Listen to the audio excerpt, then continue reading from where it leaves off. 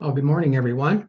Thank you for joining us this morning. We're going to go through a journey on managing nitrogen as a system, specifically addressing some of the 4 nutrient stewardship principles. But in general, we're going to do a pretty deep dive into nitrogen over the next hour. There's lots of presentations being made on nitrogen. This is probably the first one that's being made by an ag retailer, AGRIS Co-operative. So I might have a little different point of view on things. So let's remind ourselves what the 4 R's are. We're talking about the source, the rate, the time, and the place. And this is turning out to be very site-specific, very field-specific, very rotation-specific sort of program. And if you're going to meet your own economic environmental goals. So it is very much an individual approach to managing nitrogen on a field-by-field basis. First of all, under 4R stewardship, we are a 4R certified dealer, and doing so, we have 37 audit standards that we need to comply with. And 2 of them right here are specifically addressing nitrogen, and it's our obligation to at least have the conversation with you about managing urea or UAN on bare ground. It really should be incorporated to avoid ammonia loss or used in enhanced efficiency fertilizers such as ESN. So that's one thing. It's not mandatory in your end to follow it all, but we just have to make sure that you're aware of it, that there's different ways to manage nitrogen. And then under R12, a discussion about split applications for nitrogen, using nitrification inhibitors and other slow release technologies. So at least the onus is on us to make you aware under 4R stewardship that there are some management things you can do to capture more of your nitrogen value. So let's talk about the 400-pound gorilla in the room. Let's look at the price of nitrogen right now. This is today's price. Price urea, $11.60 a ton or $1.14 per pound of N. Price of UAN,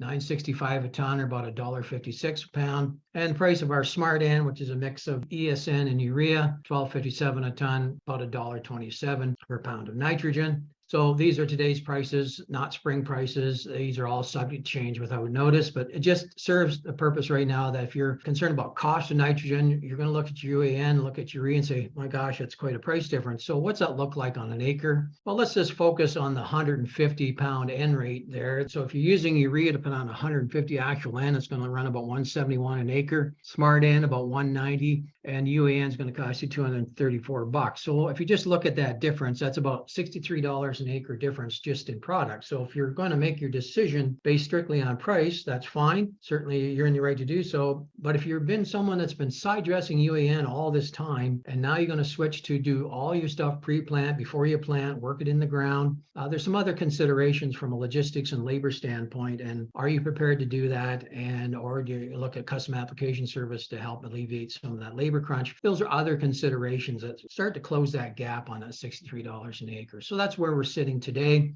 And that forms a basis of having some interesting conversations in your crop planning as we go forward with your individual crop specialist. So I would be remiss if we didn't talk about manure. There are some people talking about using manure. So this is a typical hog manure analysis. So this is the analytical part that the lab does. So it's 4.4 dry matter in this example, 0.49% nitrogen, and the ammonium N, which is really the plant available nitrogen that is both plant available and available to loss to the environment, 3,420 ppm or 0.34%. So on the far right-hand side, most labs that do manure tests will already calculate for you the pounds of available nitrogen per 1,000 gallons of application. So you don't need to do anything else with these numbers. So if you incorporated nitrogen in the day you applied it, you'd have 28 pounds of nitrogen available. But if you didn't incorporate it at all, you don't have half that, right? So because the ammonia loss is so great, certainly incorporating right away is going to capture more of that nitrogen. If you don't, you start to lose the nitrogen to the environment. And if you don't incorporate, in this example, you could lose half your nitrogen. So at a 5,000 gallon application rate, not incorporating, you're giving up 70 pounds of nitrogen worth $80 an acre at the urea price. So it's something that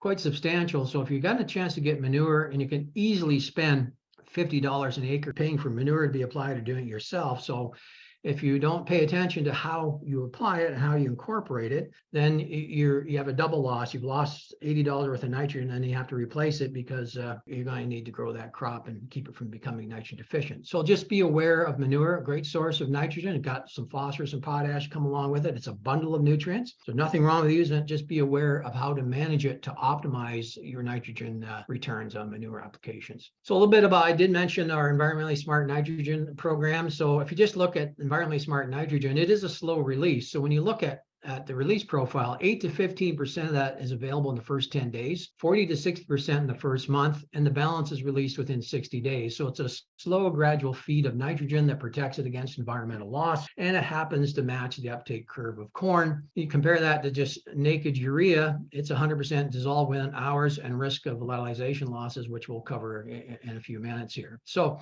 that's one of the values to ESN. It is one of those enhanced deficiency fertilizers that we need to talk about. So of all the nutrients you apply, nitrogen is by far the most complex, and the reason for it, it doesn't stay in the form in which you applied it. Urea never stays as urea, and plants don't take up urea. So there's this conversion process that transforms it in the nitrogen cycle, and this is really where it gets complicated. Not all the nitrogen you apply is plant available. Some of it gets lost to the environment, and some gets incorporated into the microbial biomass in the soil. So it becomes much more complicated than, say, P or K. So that's why we need to talk about it a little bit differently. So we have to talk about the nitrogen cycle, and that's when most people's eyes glaze over because we've probably seen it 100 times. So hopefully I'll go through it in a little more entertaining fashion. But there's 6 categories to it. There's mineralization, immobilization, nitrification, denitrification, leaching, and volatilization losses. So here's a quick look at the nitrogen program. So let's look at this yellow squiggly line at top with volatilization. This is what happens when you surface apply urea and don't incorporate it. So it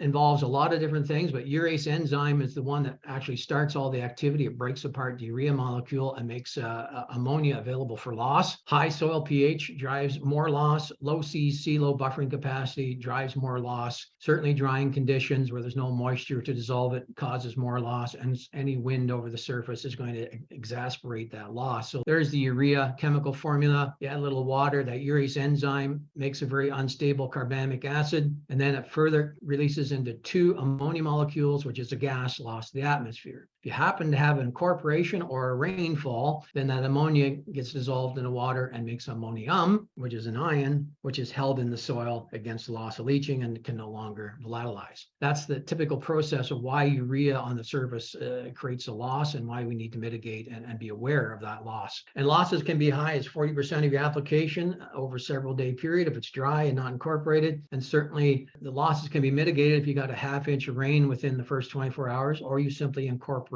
and get that urea into moist soil. So that's the volatilization portion. That's where urea surface applied, whether it's UAN or straight urea, that's the risk of loss. That's the mechanism that happens. So to stop that loss, we have a product called urease inhibitor. It's applied to either urea or UAN. The product's called Anvil, which has duramide in it. It's applied at 1.55 liters per ton of urea or 0.8 liters per ton of UAN. So worst case scenario, 40% loss of 150 pounds of actual N from urea is 60 pounds or $68 an acre. And Anvil is going to cost you, for at that rate, about $18 an acre to use. So there's your risk reward sort of thing, what it's going to cost you. So break even is about 20 pounds of N loss. So that's the cost of it. That's the risk factor involved in using Anvil. And again, that same sort of process. So where it's working, it's blocking that urease enzyme and preventing this conversion of urea to ammonia loss. So until you get it incorporated or rain to incorporate, then that's what you're buying, is that protection window to prevent any losses. And although ammonia is not a greenhouse gas, it's an air pollution or air pollutant, but it's an indirect contributor to nitrous oxide, because that ammonia could settle somewhere else, get into the nitrogen cycle, and create nitrate and create a loss.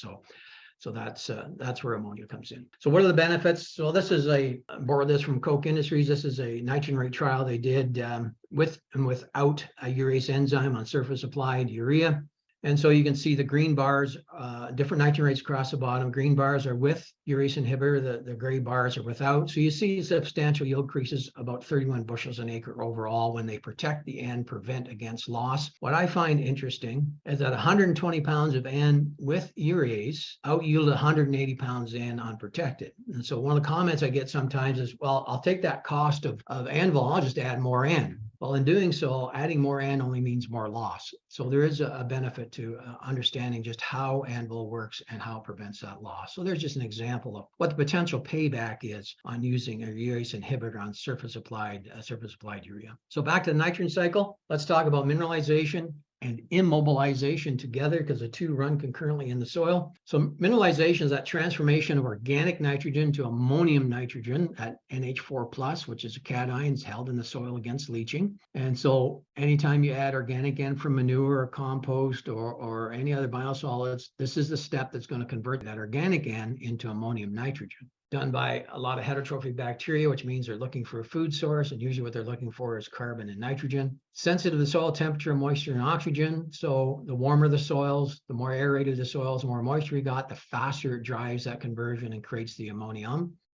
Carbon nitrogen ratio is also a factor. When you have high carbon nitrogen ratio material like corn stalks and manure with wood shavings in it, for example, that conversion is going to slow down. So ratios of 25:1 or less certainly assure that mineralization occurs. And if they're higher than that, then the thing called immobilization, where the bacteria in the soil are going to immobilize that nitrogen. They're going to take it in their bodies because they need that to break down other carbon materials. So when you have a high carbon nitrogen ratio, immobilization occurs, which means that any nitrogen that's created is not available to the crop until those bacteria are satisfied and they die and release nitrogen back into the system. So mineralization, immobilization are concurrent in the soil. It's just a question of what's the carbon nitrogen ratio, whether it shifts to the left or shifts to the right. And so this is where these are the things that aggravate or cause manure in one spring to be more or less available. It's just this whole idea of how fast is it turning into ammonium nitrogen. So back to the nitrogen cycle. Let's talk about nitrification now. So that's the conversion of the ammonium to nitrate nitrogen,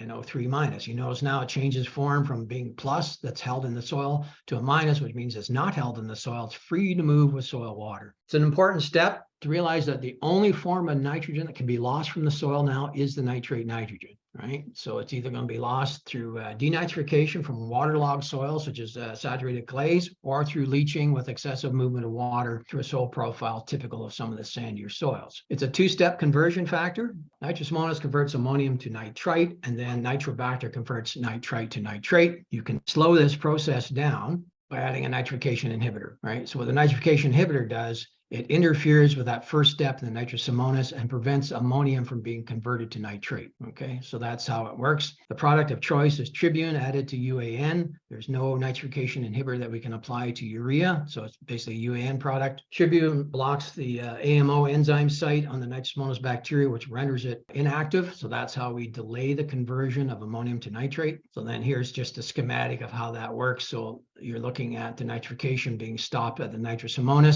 with the nitrification inhibitor. Nitrification is optimized at a pH of 6.5 to 8. High clay content and high organic matter tend to drive it. Nitrification rates are higher in no-till than conventional till. Rates are restricted under high moisture conditions. So when you start to get 60% field capacity, we start to lose nitrification. We start to encourage denitrification. And the rates increase with temperature. So it's not a temperature limiting factor. As the warmer the soils, the faster the conversion to nitrate. And as I said earlier, nitrate's the only form that can be lost from the soil. So what do inhibitors do? Well, very much is affected by soil temperature. So when it's really warm, those inhibitors might get you an extra 2 to 3 weeks of protection. When it's much colder, you can get up to almost a 10-week protection on nitrification with these inhibitors just based on soil temperature. But generally speaking, a 2 to 3 week protection window to extend and reduce that potential conversion to nitrate and reduce the loss of nitrogen. How fast does nitrification occur? Well, again, it's driven by soil temperature. So you can see at 20 degrees C, about half the ammonium N would be converted to nitrate in 10 days, and then all of it converted in about 20 days, give or take some soil conditions, moisture, and temperature. So it is a fairly rapid conversion as soil temperature increases. Work from Koch Industry. This is a dribble banded UAN on corn. Again, you see an N rate response, and you also see in the blue bars what the nitrification inhibitor is added in yield. And once again, we look at this 120 pounds treated with a nitrification inhibitor out yielding 160 pounds with no inhibitor. And once again, this idea of adding more N at the expense of a nitrification inhibitor really doesn't get you where you need to go on that, because it just drives more nitrogen loss. So there's the skinny on what nitrification inhibitors do, how they work, and what kind of potential yield response you'd be looking at. Again, looking at some stuff from Craig Jury down at Harrell, comparing urea pre-plant with and without an inhibitor. You can see in the green bar where the inhibitor helped keep the urea around longer.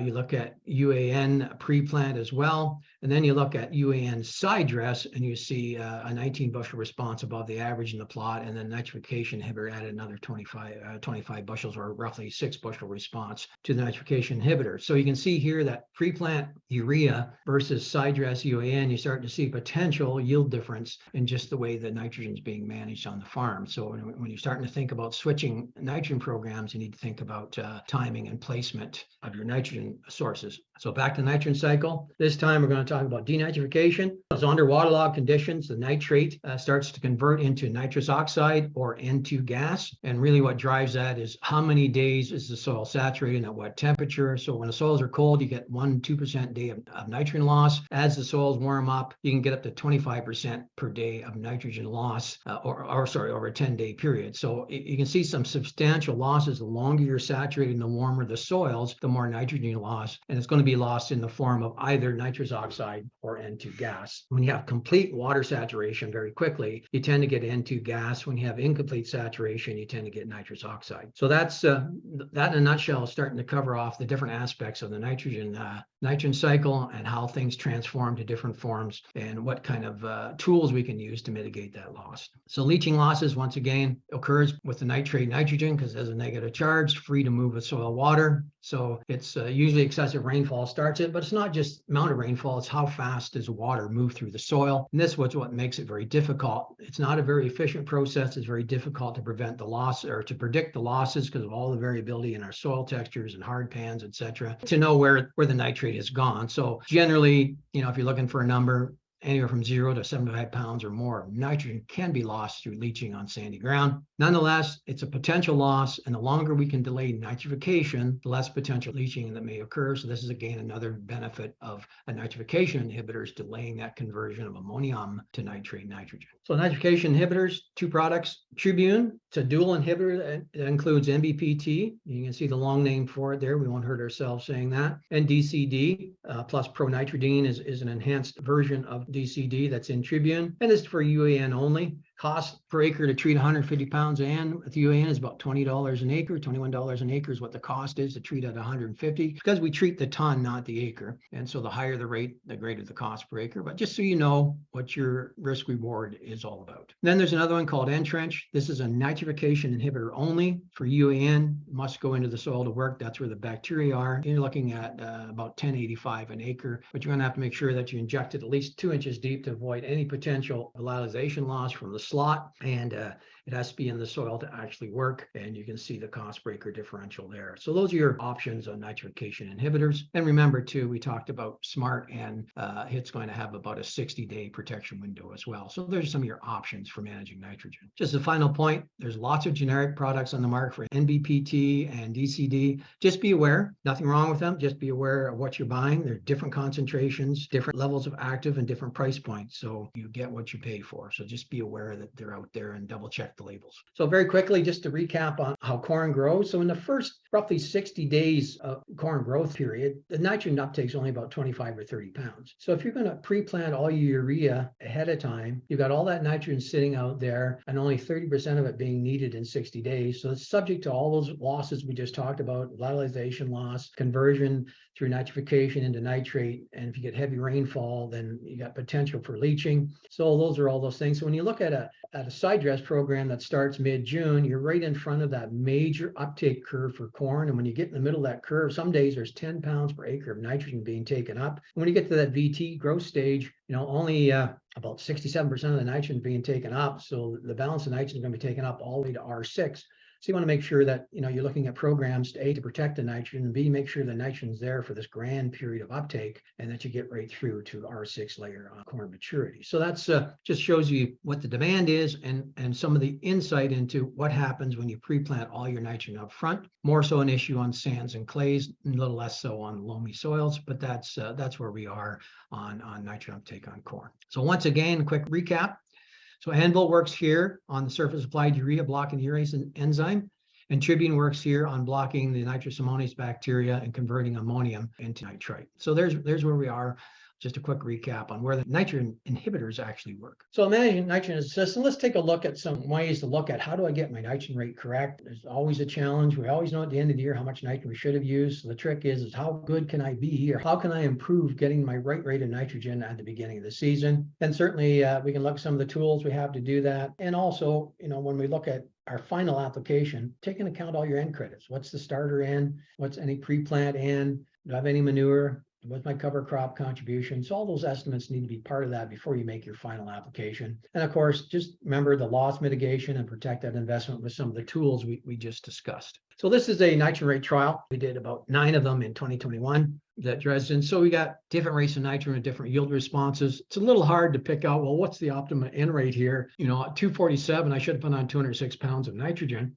But what's the optimum rating between these two? So you simply can use Excel to plot that data, put a best fit line on there. And this formula is describing the shape of this line. So X is the nitrogen rate, so Y is the yield. So once I do that, I can turn that into an Excel table. And right now, actually, just remind you here, that when you get up in here to the top part of that curve, the 247.7, 240, this is the law of diminishing returns. This is the point at which you put that last pound of nitrogen on, and you get back that $1 worth of corn. So $1 of nitrogen, $1 worth of corn. You don't want to go beyond that because you're losing money putting on nitrogen. So somewhere just before the peak of that curve is where the optimum nitrogen rate is economically. So here's a table, taking that formula and converting into a table. So it looks a little confusing, but I put a price of corn at $7, price of nitrogen $1.75, which is a little higher. I realized that was towards the end of last year. I probably should have redone it, but nonetheless, it does prove a point here. So the first end rate was 80, got us 203.8 bushels of corn with a revenue of $12.86 an acre. We're assuming that all the contribution to yield is coming from nitrogen at this point. Then I added another 40 pounds of nitrogen. That got me another 26.50 in yield. So taking the value of the yield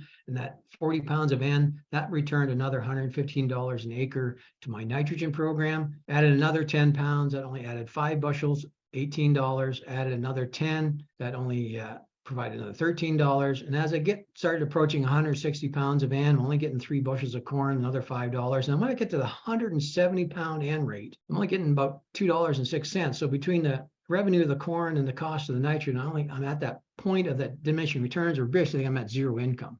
Going beyond this, as you can see, I start to lose money in my nitrogen application. So what's interesting here, when you look at being within $10 an acre profit, 150 to 170 is kind of the sweet spot. So laying awake at night, worrying whether you got the exact rate of nitrogen on really isn't necessary. If you can be within 20 pounds, economically and yield-wise, you're not going to be too far off on optimizing your returns to your soil or to your income. So when I look at this, I see that this particular farmer had put on 225 pounds of actual land. So he's over-applied substantially, looking at almost $80 or so an acre of excess that wasn't necessary. So it now becomes this idea of how do I go about doing this easily and effectively? Because doing nitrogen rate trials, admittedly, that's a lot of work. Some farmers love to do that kind of stuff, and more power to them. And some of the digital tools we have and the as applied maps and technology, we can certainly do that more easily. But this is quite an involved process, but it is something that's very enlightening. So if we're looking at the reduction in nitrous oxide of 30%, doesn't necessarily mean a 30% reduction in nitrogen, unless, of course, you're finding that you are over-applying nitrogen relative to your income. So that's one of the tools we can use. And at this point, it's really important to optimize all the essential nutrients to allow a crop to attain maximum yield. So if your phosphorus level is below 10, your potash is below 100, chances are nitrogen is not going to be your limiting factor, right? So getting a current soil test, understanding all the essential nutrients, where they need to be, optimizing those, and then you can optimize your nitrogen. So not much point in worrying about nitrogen when you're deficient in P and K. Also, plant health is a big factor. You want to have nice, green, healthy plants to be able to utilize that nitrogen and produce the grain during the grain fill period. So that's the summation of that. And so I'm just going to put all 9 locations together here. It's kind of a busy graph. So just focus at the bottom at the average. So of the 9 farmers, the low rate average was 95 pounds. The yield at the low rate on average was 202. That gave us almost 85% of our maximum yield. The optimum N rate turned out on average for the group to be 181. The yield at the optimum N rate was 237, so we got a response to nitrogen. The farmer's normal rate was 205. So when I do the difference, on average, This group over-applied by 24 pounds of N, not the end of the world, kind of fits in that, what I was talking about in that range of nitrogen applications. But you can see that some farmers under-applied by 40, some over-applied by 70. These are the opportunities to fine-tune and figure out, what am I missing? Can I do a better job and manage my nitrogen? If I'm not split applying, is that something I should look at? These are the conversations you can have with your crop specialists about putting out a trial, tweaking some nitrogen rates, tweaking some programs, trying a nitrification inhibitor, just see where you can do a better job on managing your nitrogen. Okay, so that's overall not too bad, but even this, you can see some optimum N rates are as high as 250, and the farmer underapplied in that case. So every year you're going to get that kind of stuff. So there is a way to manage that without automatically putting on 250 pounds of N every year in order to get your optimum yield. There are some ways that we can talk about doing that a little differently. So I wanted to just switch them in and look at some of the tools that we can actually use for our do a better job of our nitrogen management. So this one is what we call the delta yield calculator. So if you don't want to do 6 or 7 nitrogen rate trials, this one allows you to do just 2 nitrogen rates, but you got to do one that's really low, like 50 pounds of N, 0 is nice, and then whatever your maximum rate is. So just as an example here, I filled this out already, but 225 pounds of N, got this gentleman 275 bushels of corn, 80 pounds of N, got him 208. I got a 67 bushel response between those 2 ranges of nitrogen. I put my corn in at $8. I put UAN at 940. And then right here, I get a recommendation for about 112 pounds of N. So this is kind of a rear view mirror look. So if you're consistently in your rotations, you do a consistent job of managing nutrients, what you find out is fields create a system of releasing nitrogen. So this is just a way of verifying over time by rotation, by high yielding and low yielding fields, just what is happening to nitrogen. And it's a very simple 2-rate system.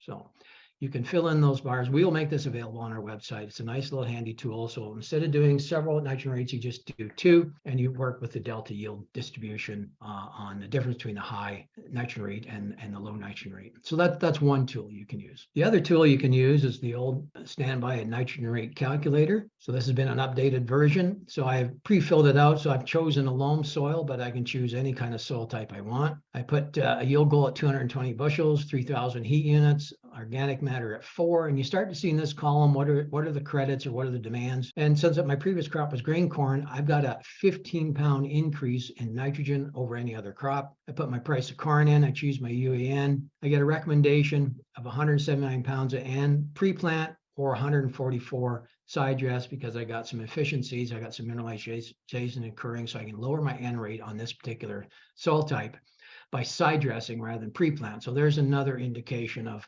pre-plant versus side dress is the savings in nitrogen on some of the soil types. But if you go to strictly a sandy soil, and you don't see much difference between pre-plant and side dress because you got low mineralization potential for leaching losses. So that's what is accounting for that lack of change. So you can change your previous crop as well. So what happens if we go to soybeans? Well, we get a credit of about 35 pounds. Now this isn't necessarily all because soybeans fix nitrogen. This is avoiding a residue penalty. Since soybeans don't leave a lot of residue, not a lot of carbon nitrogen, not a lot of immobilization. So we get away with a little less N because our previous crop is soybeans. So again, the rotation effect, corn makes a big difference. And also you can look at, if you've got red clover that was plowed, you got a 73-pound credit. Again, this is the value of taking all the nitrogen credits in your system, in your crop rotation. And you have an option here to add in your starter N rate, any manure values that you've entered. So if you put in 140 on manure, really,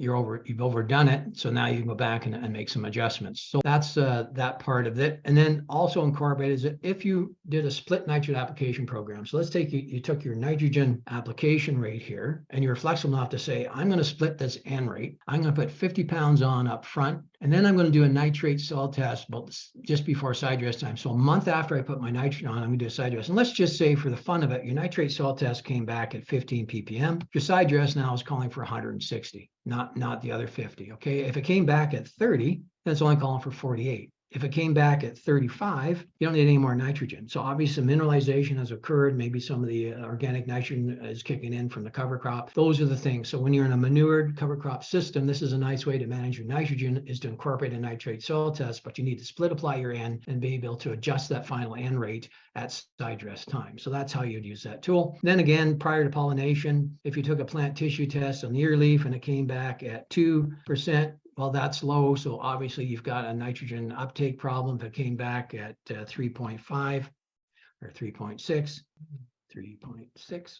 Well, it came back at 4. There you go. It's high. So anything over 3% and in the ear leaf is a good nitrogen content. So here's a way on this form to manage all your nitrogen, get your estimated nitrogen rate. And this is a good place to get a ballpark to start. If you think it's too low, then at least you can try this rate versus your normal program, do a split in the field just to see what kind of yield response you get and make some adjustments as you go along. So that's those are the two tools that we can use. So the delta yield calculator and the Ontario nitrogen rate calculator, again, we'll make those available on our website at probably first of the week when we get them set up. So those are two tools you can use. They are public domain, they're public knowledge, so it's not proprietary to us at all. It was brought on by Ken Janovic and Greg Stewart that we all know. So those are what's behind all those tools. So what about enhanced nitrogen management application? So what if you're one of those growers that always likes to put on your 200, 220 pounds of nitrogen and you think you want to do a better job? And so if you're willing to, say, put half that on up front, that 100 pounds, and then if you want to track the rainfall between V5 and V12, and once you track that, you apply for your final split, you add a pound of nitrogen for every millimeter of rain, or 25 pounds of nitrogen for every inch of rain between that time frame, and you add that to your second split, and that's where you can top up nitrogen. When you think you've got a crop that's really growing well, huge yield potential, you think you need more nitrogen, this is one way to do it. And what's driving this is that rainfall drives yield potential drives nitrogen demand. So this is a way to more or less spoon feed your crop and certainly extend your nitrogen all the way through that grain fill opportunity or the grain fill period. So here's where the graph comes from. So if you had 80 millimeters of rain in that time frame, then you'd roughly add about 60 kilograms or roughly 54 pounds of N on top of what your second split is. So in some cases, you might be putting on 150, and you certainly need a Y drop system to do that to get the high clearance. But those are some of the tools and some of the approaches you can use to really fine tune your nitrogen management. So a bit about nitrogen oxide emissions. So we've heard a lot of talks about that lately. And just to reiterate, the government's looking for a voluntary reduction of 30% on emissions. That does not mean 30% reduction in nitrogen, unless, of course, we find we've been over applying nitrogen economically. So that's a win there. But nitrogen stabilizers have been shown to reduce nitrous oxide emissions, sometimes as much as 50%. So targeting more precise N rates using some of the tools we just talked about, taking all the end credits, looking at when you're putting it on, where you're placing it, using the nitrogen stabilizers, split applying, not putting out large amounts of nitrogen at any one time, and exposing it to environmental loss. So these are some of the ways that we may want to adjust and look at our nitrogen going forward, especially considering the increased value of it. This might be some of the tools that we want to start thinking about. And these are great conversations to have with your crop specialists at your location, and start to put together your crop plan on nitrogen and how you're going to do it, and when you're going to do it, and what kind of trial work you want to do, what kind of splits you're going to do. Are you going to try the delta yield calculator? All those good things. So determining the appropriate nitrogen is always a challenge. Always look for ways to optimize the uptake efficiency. We don't want to put nitrogen out and lose it. So how do I match it more closely?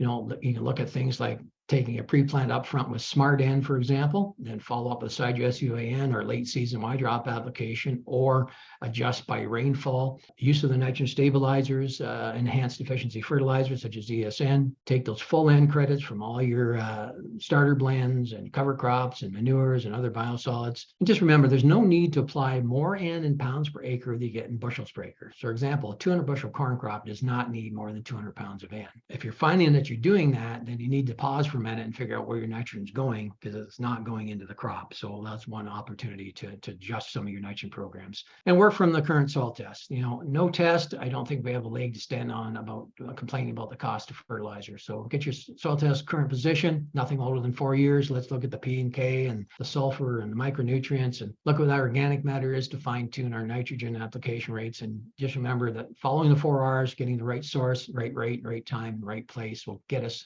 further down the road, and being site specific in our fields. Putting the same rate of nitrogen on everything is convenient and easy to do, but we may be leaving some dollars on the table when we do that. So get to know how your individual fields perform, and that delta yield calculator is a great way to start doing that. So that's all I have at this point. Thank you, everybody. Have a great day.